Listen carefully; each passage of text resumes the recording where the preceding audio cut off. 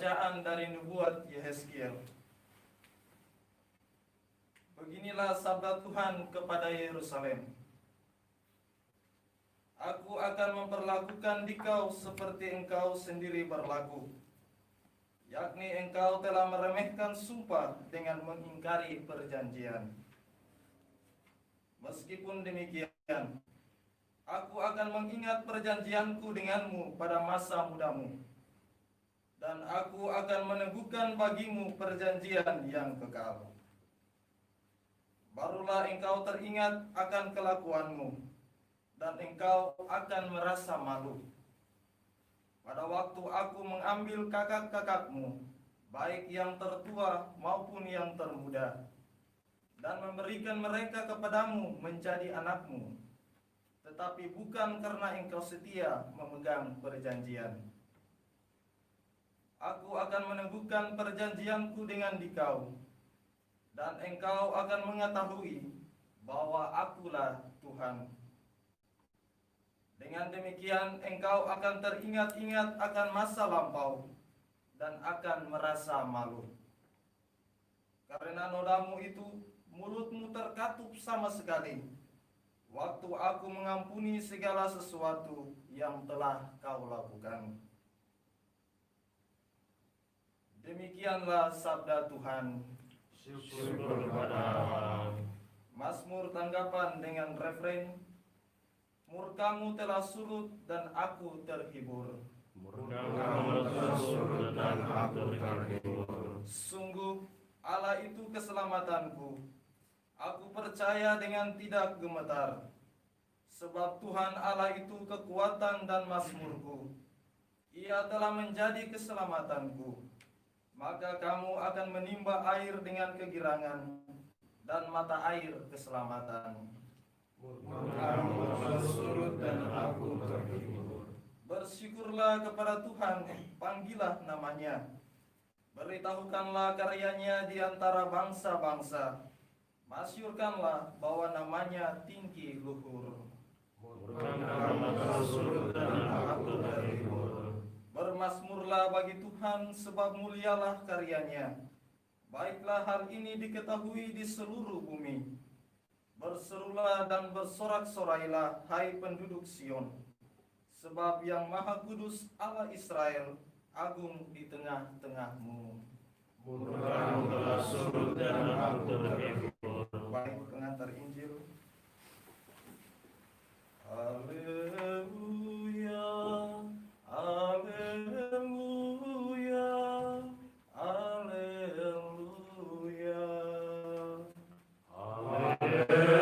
Haleluya, haleluya, haleluya. Sambutlah pewartaan ini sebagai sabda Allah, bukan sebagai perkataan manusia. Haleluya, haleluya, haleluya. Tuhan sertamu. Dan sertamu juga. Inilah Injil Yesus Kristus menurut Matius. Dimuliakanlah Tuhan. Pada suatu hari datanglah orang-orang Farisi kepada Yesus untuk mencobai dia. Mereka bertanya, apakah diperbolehkan orang menceraikan istrinya dengan alasan apa saja? Yesus menjawab, tidakkah kalian baca bahwa Ia menciptakan manusia sejak semula, menjadikan mereka pria dan wanita? Dan Ia bersabda, sebab itu pria akan meninggalkan ayah dan ibunya dan bersatu dengan istrinya, sehingga keduanya itu menjadi satu daging. Demikianlah mereka itu bukan lagi dua, melainkan satu. Karena itu, apa yang telah dipersatukan Allah tidak boleh diceraikan manusia. Kata mereka kepada Yesus, jika demikian, mengapa Musa memerintahkan untuk memberi surat cerai jika orang menceraikan istrinya? Kata Yesus kepada mereka, karena ketegaran hatimu, Musa mengizinkan kalian menceraikan istrimu. Tetapi sejak semula tidaklah demikian. Tetapi aku berkata kepadamu, barang siapa menceraikan istrinya kecuali karena zina, lalu kawin dengan wanita lain, ia berbuat zina. Maka murid-murid berkata kepada Yesus, jika demikian halnya hubungan antara suami dan istri, lebih baik jangan kawin. Akan tetapi Yesus berkata kepada mereka, tidak semua orang dapat mengerti perkataan ini, hanya mereka yang dikaruniai saja. Ada orang yang tidak dapat kawin karena ia memang lahir demikian dari rahim ibunya. Dan ada orang yang dijadikan demikian oleh orang lain. Dan ada orang yang membuat dirinya demikian karena kemauannya sendiri demi kerajaan surga. Siapa yang dapat mengerti, hendaklah ia mengerti. Demikianlah Injil Tuhan. Terpujilah Kristus.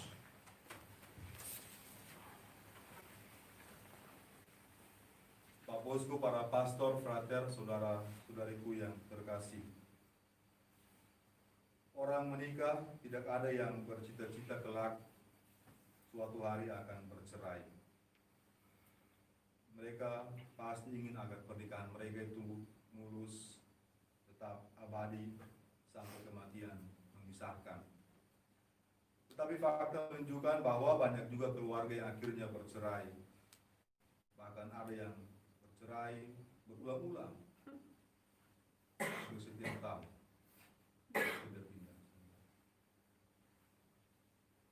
Kalau kita lihat dari data Badan Pusat Statistik 5 tahun terakhir ini, ternyata tren perceraian meningkat di Indonesia. Artinya memang jumlah orang yang melakukan perceraian itu setiap tahun meningkat. Kenapa sampai banyak terjadi perceraian? Dari beberapa penelitian ditemukan pertama karena memang profil psikologis suami istri. Tetapi juga ternyata banyak orang bercerai karena tekanan teman, keluarga, atau situasi lain seperti ekonomi, sosial, dan budaya. Kedua, fakta bahwa pernikahan di bawah umur, bukan pernikahan dini, juga ternyata menyumbang banyak perceraian yang cukup besar ketika pasangan suami istri belum matang. Kita bersyukur bahwa memang dalam gereja Katolik kita ada aturan batas untuk perempuan umur berapa, laki-laki berapa, supaya tidak ada yang sembarangan, suka hati. Jadi banyak memang berusia menjalankan pernikahan tapi ya sudah menikah. Yang ketiga, perceraian lebih banyak terjadi karena perempuan zaman sekarang sudah cerdas, sudah maju dan sudah mengetahui lebih banyak hal tentang haknya, dan mereka berani menolak diperlakukan tidak sesuai dengan mereka harkat dan martabat.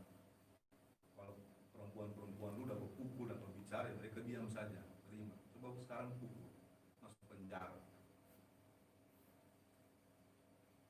Berhadapan dengan kondisi ini, apa yang Yesus mau katakan kepada kita semua? Ketika orang-orang Farisi mereka bertanya kepada Yesus, apakah diperbolehkan seorang suami menceraikan istrinya dengan alasan apa saja? Karena alasan mereka adalah Musa sendiri memperbolehkan, khususnya membuat surat cerai. Yang menarik di sini bahwa Yesus dia tidak menjawab boleh atau tidak menceraikan istri. Dia justru memberikan masukan, wejangan, pengajaran yang baik kepada para pendengar. Ada 4 hal yang ditekankan oleh Yesus. Yang pertama, Tuhan mempunyai rencana yang indah, maka pada mulanya ia menciptakan pria dan wanita. Ini berarti nilai diri kita sebagai pria dan wanita itu luhur adanya. Yang kedua, sebab itu laki-laki harus meninggalkan ayah dan ibunya untuk bersatu dengan istrinya.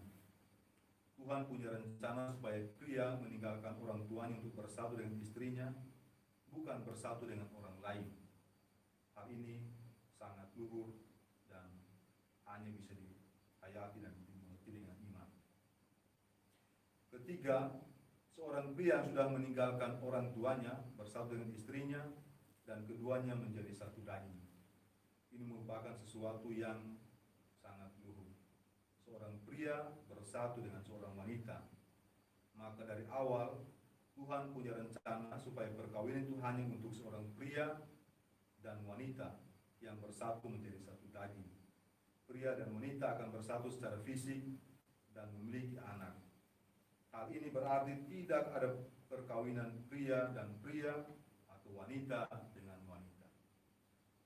Karena itu gereja masih tetap tegas sampai dengan hari ini. Keempat, apa yang dipersatukan Allah tidak diceraikan oleh manusia. Allah sendiri hadir dalam diri pria dan wanita dalam perkawinan. Dialah yang mempersatukan mereka. Maka betapa berdosanya kalau manusia saling memisahkan. Masalahnya adalah pada hati manusia yang Yesus tadi bilang kedegilan itu. Kedegilan hati manusia membuat perkawinan yang merupakan persekutuan luhur pria dan wanita terancam, bahkan sampai terjadi perceraian. Dan yang suka tambah-tambah istri itu karena kedegilan hati. Yesus cuma bilang seperti itu. Tuhan tidak pernah menghendaki perceraian. Dia yang mempersatukan pria dan wanita dalam perkawinan, maka manusia tidak punya kuasa untuk memisahkan diri dari pasangan hidup. Bagi keluarga, pesan terakhir, keluarga yang bahagia bukan saja hanya karena mengalami kebahagiaan melulu, tetapi mereka yang telah mengalami jatuh bangun dan masih bisa tetap bertahan bersama-sama mengarungi bahtera hidup rumah tangga. Semoga demikian. Amin.